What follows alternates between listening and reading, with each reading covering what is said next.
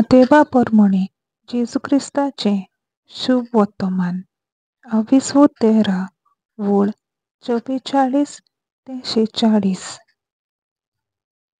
अशें सुर्गींचे राज म्हूण समजात. एका शेतांत एक देवो लिपलोलो आसलो. कोण एकल्या मनशाक तो मेळ्ळो.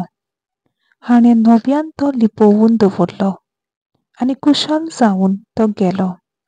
मागीर आपणा कडेन आसलें तितलेंय ताणें विकलें आनी तें शेत विकतें घेतलें.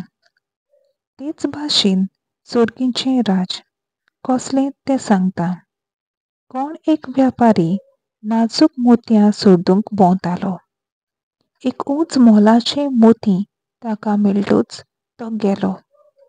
आपणा कडेन आसलें तितलेंय ताणें विकलें आनी तें मोती विकतें घेतलें. देवाचें उतर हें. देवाचो व्हड उपकार.